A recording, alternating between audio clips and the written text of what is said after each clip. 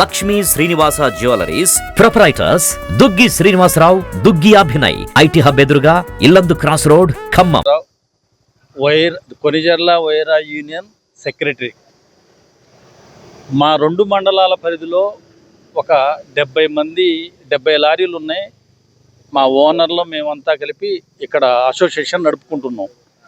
దీంట్లో భాగంగా మా లారీలు జనవరి నెలలో 2 లారీలకి డీజిల్ దొంగలు వచ్చి కార్లు పెట్టుకొని దాంట్లో మోటార్లు పెట్టుకొని ఇట్లా డీజిల్ మొత్తం 2 ట్యాంకుల నిండా ఉన్నటువంటి డీజిల్ ఒక 600 నుంచి 700 లీటర్ల డీజిల్ ఎత్తుకొని పోయారు.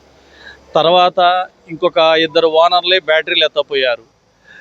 తర్వాత మళ్ళీ ఇంకొక ఓనర్ టార్పాలు, జాకీలు, మళ్ళీ ఒక 2 ఓనర్లే బ్యాటరీలు, ఒక 2 ఓనర్లే టైర్లు, ఈ చొప్పున ఒక 10 మంది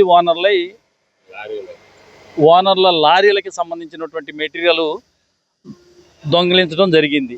దీంట్లో భాగంగా 3 రోజుల క్రితం తాటిపూడిలో ఇంటి ముందు లారీ ఆపుకొని పండుకుంటే లోన ఇంటి ముందు లారీ కాడికి వచ్చి బ్యాటరీలను టైర్లు అవన్నీ ఊడదీయటానికి జరిగే క్రమంలో వాళ్ళు దొంగిలించాలని ట్రై చేసేటప్పుడు ఓనర్కి సౌండ్ వచ్చి ఇంట్లో నుంచి బయటకు వచ్చేటప్పటికి ఓనర్ అలికిడిని బట్టి వాళ్ళు కొంచెం ఘర్షణ పడి వాళ్ళు పారిపోయారు.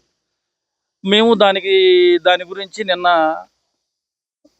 వైరా ఎస్ఐ గారికి వినతి పత్రం ఇచ్చి, సార్ ఇలా జరిగింది, మాకు చాలా లాస్ పోయాము, 10 మంది ఓనర్లకి సంబంధించినటువంటి బ్యాటరీలు, డీజిలు, తాళ్ళు, పట్టాలు, జాగీలు అన్నీ ఎత్తపోతున్నారు సార్.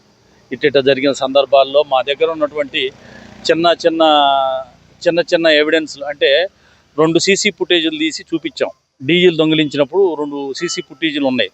3 సార్లు డీజిల్ దొంగిలిస్తే 2 సార్లు సీసీ ఫుటేజీలు ఉన్నాయి మా దగ్గర.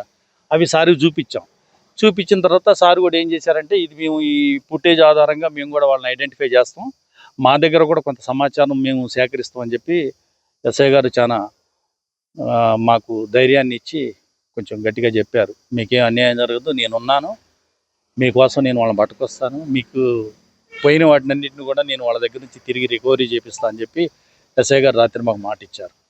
దాంతో మేము కూడా ఎస్ఐ గారికి ఒక కృతజ్ఞత తెలియజేసుకొని వచ్చాం.